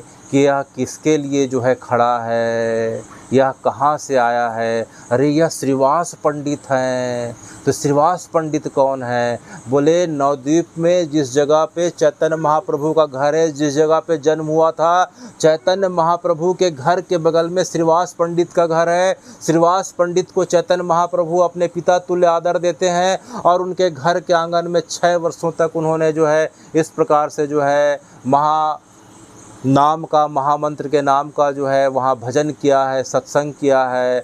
तो श्रीवास पंडित का जो है, अरे हरिचंदन, तुझे आज झापड़ पड़ गया, तब तू काल के झापड़ पड़ने से बच गया। किसके झापड़ पड़ने से? अब तेरा काल अब कुछ नहीं बिगाड़ सकता, क्योंकि तू चैतन्य महाप्रभु के परम पार्षद के हाथ का झापड़ पाया। तो तेरे पूर्व जन्म के पाप पूरा मिट गए, आने वाले जन्म के पाप भस्म हो गए। अब यमराज के बजाय तुझे साक्षात जब शरीर छूटेगा तो महाप्रभु के पार्षद आके जो है महाप्रभु के धाम ले जाएंगे। यह सुन के हरिचंदन बड़ा ग्लानि से भर गया। वह जाके श्रीवास पंडित के चरणों में गिर पड़ा कि श्रीवास जी जो है मुझे क्षमा करें, मैं आपको पहचान नहीं पाया। श्रीवास जी जो है महाप्रभु को देखने में मग्न थे। बोले कोई बात नहीं, कोई बात नहीं, चलो चलो महाप्रभु का दर्शन करो। तो इस प्रकार से जो है राजा महाप्रभु का दर्शन कर रहा, तो कभी जगन्नाथ जी में महाप्रभु का दर्शन कर रहा, कहीं महाप्रभु में जगन्नाथ जी का दर्शन कर रहा। तो रथ आगे बढ़ते बढ़ते बलगंडी आ गया। कहाँ आ गया? बलगंडी आ गया। बलगंडी आ गया, करीब करीब 2 से 3 घंटे हो गए थे। तो जो है रथ को विश्राम दे दिया गया। जगन्नाथ जी के लिए आरती भोग की तैयारी होने लगी। महाप्रभु इस समय तक अचेत होने लग गए थे। तब स्वरूप दामोदर, सार्वभौम भट्टाचार्य, वक्रेश्वर, काशी मित्र, गोविंद, मुकुंद, इस प्रकार से माधव जगन्नाथ चैतन्य महाप्रभु को जो है उठा के जो है राधा वल्लभ उद्यान में ले जाते हैं और राधा वल्लभ उद्यान में जो है पेड़ के नीचे जो है जगन्नाथ जी को लिटा देते हैं। और जगन्नाथ जी के भाव में अर्थात जो है कृष्ण को याद करते हुए, जगन्नाथ जी को याद करते हुए चैतन्य महाप्रभु राधा भाव में जो है मग्न है और उनके आँख से लगातार अश्रु का जो है इस प्रकार से अश्रुपात हो रहे हैं। तब जो है राय रामानंद ने प्रताप रुद्र को इशारा किया, बोले अपना जो है राजा का कपड़ा उतार लेना और भिखारी का कपड़ा पहन लेना। फटे गले कपड़ों को पहन लो और मुकुट को उतार दो, जूते मोजे को उतार दो, अपने वस्त्रों को उतार के जो है फटे गले कपड़ों को पहन लो और जाके जो है महाप्रभु के चरणों को पकड़ लो। तो इस प्रकार से राजा अपने जो है राजसी वस्त्रों को, मुकुट को, माला को, जूता को, छड़ी को, अंगूठी को उतार के जो है कपड़े पहन लेता है, फटे कपड़े पहन लेता है और महाप्रभु के जो है जाके चरणों को पकड़ लेता है। और चरणों को पकड़ने के बाद जो है चलो अब क्या सुनाने लग जाता है, गोपी गीत सुनाने लग जाता है। चलो भाई, किस किस को याद है पहला श्लोक? जयति तेऽधिकं जन्मना व्रज श्रयत इंदिरा शश्वदत्रहि दैतदृश्यता दीक्षुतावका त्वयि त्वां विचिन्यते शरदुदासे साधुजात सरसिजोदरा श्रीमुषादृशा सूरतनाथ ते अशुल्कदासिका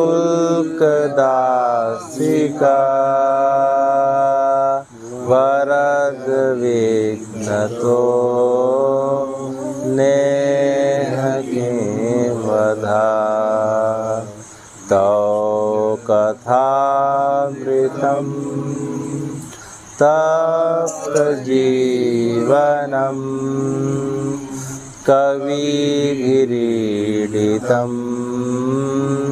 कल्मषापहम् श्रवणमङ्गलम् श्रीमदागतं भुवि गृह्णन्ति ते भूरिदा जना। अचानक जो है महाप्रभु के कान में गोपी गीत के जैसे जैसे गीतों का प्रवाह जो है उनके कानों में जाने लगा। महाप्रभु को समझ में नहीं आ रहा था कि अभी तो मैं जो है कृष्ण भाव में इस प्रकार से जो है जगन्नाथ जी को याद करते हुए इस प्रकार से समाधि की अवस्था में था। किसने मेरी समाधि को तोड़ा? ये मुझे कौन गोपी गीत सुना रहा है? गोपी गीत सुनते ही जो है उनकी तंद्रा भंग होगी, आँख खुल गई।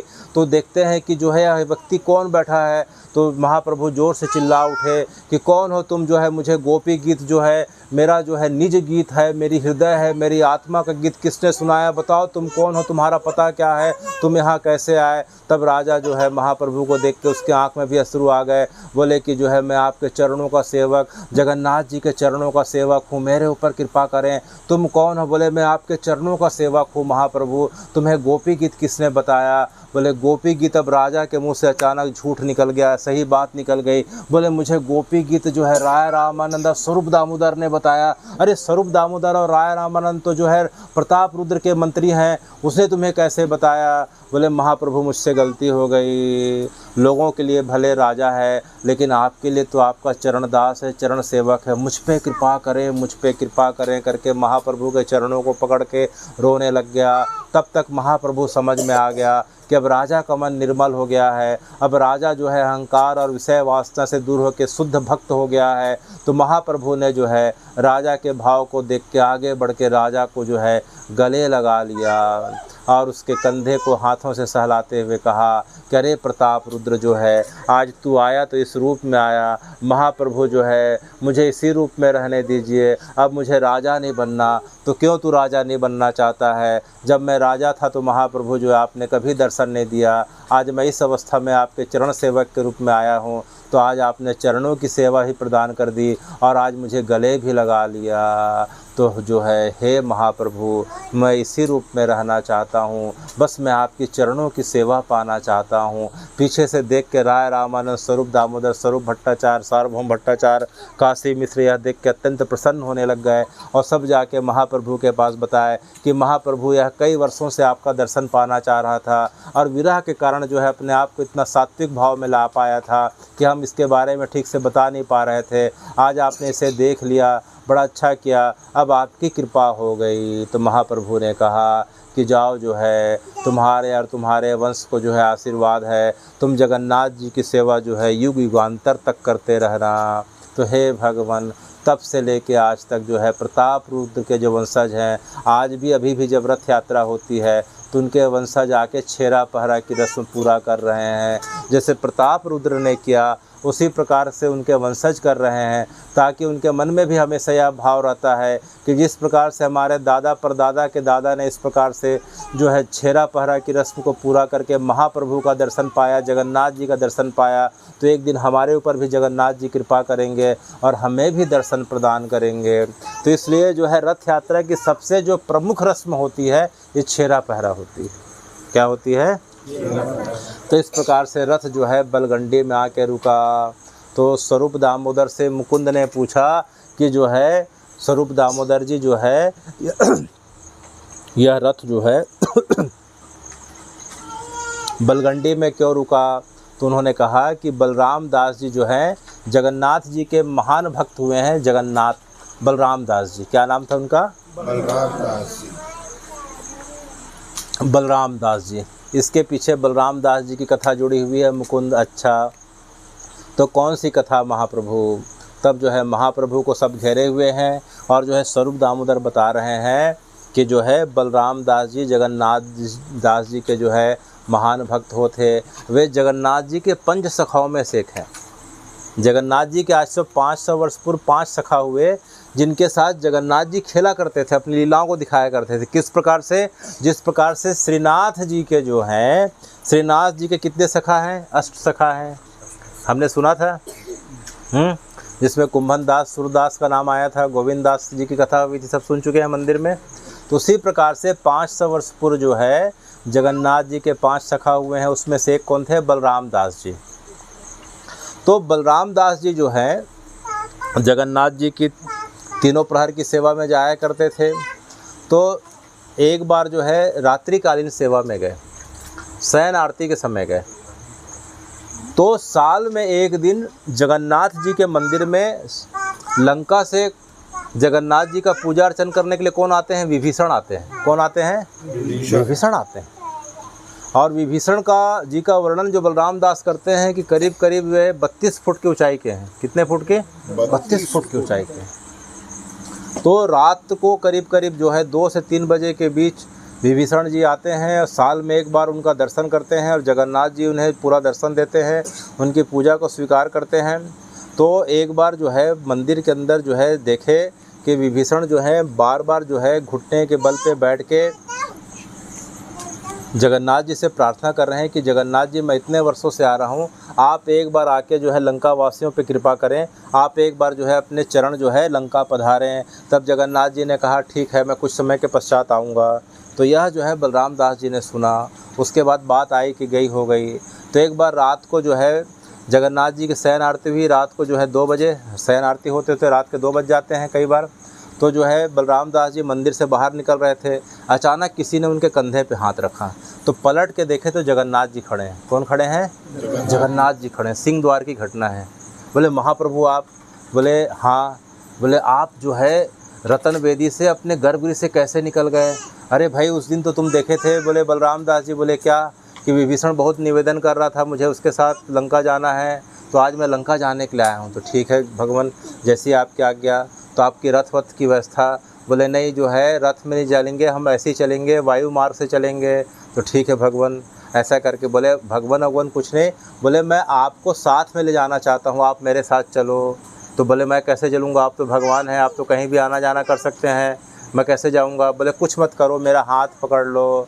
अच्छा, अब आंखें बंद कर लो। तो बलराम दास जी ने आंखें बंद कर ली। अब आंखें खोल लो तो देखे विभीषण के महल में खड़े हैं। कहाँ खड़े हैं? विभीषण के महल में खड़े हैं।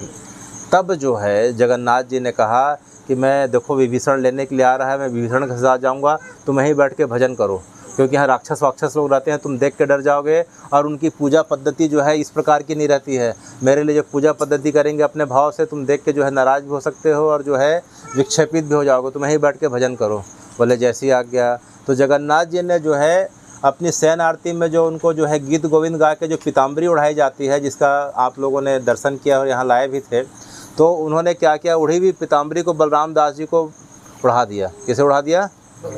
बलराम दास जी को उड़ा दिया कि मैं जाऊंगा तो वे फिर जो है मुझे लंका की पीताम्बरी भेंट करेंगे और तरह तरह का वो करेंगे। तो अपनी पीताम्बरी जो है बलराम दास जी को पहना दी और जो है अपनी मुकुंद माला को जो है पहना दिया, माला भी पहना दी और पीताम्बरी भी पहना दी और अपना जो है लंका विभीषण के साथ चले गए। बलराम दास जी बैठे हुए हैं। थोड़ी देर बाद जो है देखते हैं कि विभीषण छोड़ने आया और छोड़ने के बाद प्रणाम किया, बहुत सारा उपहार दिया और जो है जगन्नाथ जी को बोला कि जगन्नाथ जी आप साल में एक बार कम से कम आ जाया करें। बोले ठीक है मैं आ जाऊँगा, चिंता मत करो। उसके बाद बोले बलराम दास चलो, जो है सवेरे का मंगला का समय हो रहा है, 4 बजने वाले हैं। बोले महाप्रभु लंका तो 3000 किलोमीटर दूर है, कैसे करें? बोले मेरा हाथ पकड़ो, आंख बंद करो, आंख खोलो। आ गए गर्भगिरी के पास, सिंह द्वार के पास खड़े। बोले अब तुम एक काम करो कि तुम जाके समुद्र स्नान करके आ जाओ, तुम रात भर से जगे हो, मैं अंदर जा रहा हूँ। तो इसी बात करते करते जो जगन्नाथ जी ने बलराम दास जी को जो पीताम्बरी दी थी वे वापस लेना भूल गए और जो है बलराम दास जी भी वापस देना भूल गए और जगन्नाथ जी अपने गर्भगृह में चल गए और इधर बलराम दास जी जाके अपने घर चले गए। उसके बाद पीताम्बरी को रख के जो है समुद्र स्नान करने चले गए। इधर पंडों ने देखा कि रात को जो गीत गोविंद वाली पीताम्बरी दिख नहीं रही है और गीत गोविंद की पीताम्बरी जो है सबसे महत्वपूर्ण मानी जाती है। जगन्नाथ जी के जो है इस प्रकार से वस्त्र आभूषण में सबसे महत्वपूर्ण कौन सी मानी जाती है? गीत गोविंद से उड़ाई गई पीताम्बरी। हाहाकार मच गया, कौन ले गया, कहाँ ले गया, ऐसा करके वैसा करके सब लोग जो है इस प्रकार से ढूंढने लग गए। तो बोले पता करो रात की शयन आरती में कौन आया और आखिरी में कौन गया? बोले आखिरी में बलराम दास जा रहा था। कौन जा रहा था? बलराम दास। तो उनको लगा कहीं बलराम दास चोरी करके तो नहीं चला गया। तो दौड़ते हुए बलराम दास जी के घर जाते हैं और बलराम दास जी इतने मगन हैं कि जो है समुद्र में भी पीताम्बरी को ओढ़ के नहा लिया और उसी को ओढ़ के गीला जो है मंदिर आ रहे हैं। उनको पता ही नहीं कि वो ओढ़े हुए क्या हैं, ऐसा करके। तो पीताम्बरी जब से ओढ़े हैं उनको जगन्नाथ जी की केवल लीला दिखाई पड़ रही थी और उसी लीला में मग्न होके वे मंगला को जो है दर्शन के लिए जा रहे थे। इधर पुजारियों ने देखा रहे तो जो है बलराम दास जी पीताम्बरी ओढ़े हैं, जाते हैं उनसे पीताम्बरी छीनते हैं और उनकी पिटाई करने लग जाते हैं। बलराम दास जी को कुछ पूछते उसके बजाय क्या करने लग जाते हैं? पिटाई करने लग जाते हैं कि तुम्हें जो है शर्म नहीं आए बलराम दास जी, तुम ऐसा वैसा ऐसा करके। बलराम दास जी कुछ ठीक से स्पष्टीकरण दे नहीं पाए, बता भी नहीं पाए। जब जो है उनकी पिटाई करके पीताम्बरी को छीन के वापस जा रहे थे तो बलराम दास जी ने कहा रुको रुको, ऐसा करके। बोले क्या है? बोले तुम्हें पता है कल रात को क्या घटना हुई थी? बोले क्या घटना हुई थी? बोले मेरे साथ जो है जगन्नाथ जी मुझे लेके लंका गए थे और मुझे पीताम्बरी जो है मेरे हाथ में दे के गए थे। तो पुजारियों ने कहा कि जो है इनका दिमाग ख़राब हो गया है, इस प्रकार से उल्टी सीधी बातें कर रहा है कि जगन्नाथ जी लंका गए थे, इसको लेके गए थे, इतने दूर कैसे जाएंगे और कैसे आएंगे। उनकी और पिटाई कर दिए। क्या कर दिए? और पिटाई कर दी। जब मंदिर जाते हैं, मंगला जाते हैं, तो मंगला में जो है जगन्नाथ जी को भोग लगता है। तो हम कनेरी में सुन रहे थे कि जब भोग लगा हुआ तब माना जाता है जब पंडे के हाथ में जल रख के देखते हैं तो जगन्नाथ जी की परछाई दिखनी चाहिए। जगन्नाथ जी का परछाई दिख गई माने जगन्नाथ जी ने भोग को पा लिया। कई घंटे निकल गए, जगन्नाथ जी की परछाई नहीं आई। यह देख के जो है बड़े सदमे में चले गए, जगन्नाथ जी भोग क्यों नहीं पा रहे हैं। तो उसमें जो है एक पंडा होता है जिसको स्वप्न आता है, तो वह पंडा जो है वहीं पद्मासन में बैठ गया और जगन्नाथ अष्टक का जो है उच्चारण करने लगा, मन ही मन सोचने लगा। तो जगन्नाथ जी उसके सपने में आए, उसके मन में आए और बोले तुमने जो है मेरे महान भक्त बलराम दास जी का अपमान किया है, बलराम दास जी की पिटाई करी है। तुमने बलराम दास जी की पिटाई नहीं करी, बलराम दास जी को लात घूसों से नहीं मारा, तुमने मुझे मारा है। बोले देखो मेरे पीठ को देखो। तो जगन्नाथ जी जो है सपने में जो है उस पंडे को जो है अपना पीठ को दिखाते हैं। पीठ में पूरे लात घुसे के निशान, जगन्नाथ जी का पीठ सूज के फूल गया, लाल हो गया। यह सुन के जो है वह पंडा तुरंत उठता है, सभी पंडों को बुलाता है, बोले जो है ऐसी ऐसी हमसे गलती हो गई, जगन्नाथ जी का जाके इस प्रकार से देखो ऐसा करके। तो जगन्नाथ जी के पीठ को देखते हैं तो जगन्नाथ जी का पीछे का जो है पीठ का भाग पूरा फूला हुआ लाल है, इस प्रकार से रिसाव हो रहा है। तब उन्हें समझ में आ गया कि कल की घटना जो है बलराम दास जी के साथ ऐसी हुई है। तब जाके सब बलराम दास जी के चरणों में गिर जाते हैं, उन्हें माफ़ी मांगते हैं। उन्हें जो है रथ अपने कंधे में उठा के लाते हैं। कंधे में उठाने के बाद जो है जगन्नाथ जी के सामने खड़ा कर देते हैं और जगन्नाथ जी से और बलराम दास जी से बार बार क्षमा मांगने लगते हैं। तब जो है बलराम दास जी ने जो है जगन्नाथ जी से निवेदन किया कि हे जगन्नाथ जी, जो है पंडों को सही कुछ पता नहीं, आपकी लीला के बारे में कोई जानता नहीं, आपकी माया से भी भ्रमित होकर मुझे गलत समझ लिए। अब जो है इनके शंका का निवारण हो गया, इन्हें क्षमा करें। तब जो है जगन्नाथ जी ने क्षमा किया। कोई पंडे के हाथ में जो है जल लिया था, उसमें जगन्नाथ जी की परछाई दिखाई दी। हंसते हुए मुस्कुराते हुए जगन्नाथ जी की परछाई दिखाई पड़ी। तब लोग खुशी के मारे झूम गए कि जगन्नाथ जी हमें क्षमा कर दिए हैं और जगन्नाथ जी भोग को पा लिए हैं। तब जो है इस प्रकार से जो है बलराम दास जी की प्रसिद्धि बढ़ने लग गई। तब वहाँ के जो है राजा के पास बात गई। तब राजा ने क्या किया कि रथ का पहला पड़ाव होगा तो यह बलराम दास जी के नाम से यहाँ भोग लगाया जाएगा। किसके नाम से? बलराम दास जी के। तब से लेकर आज तक यह परंपरा चल रही है।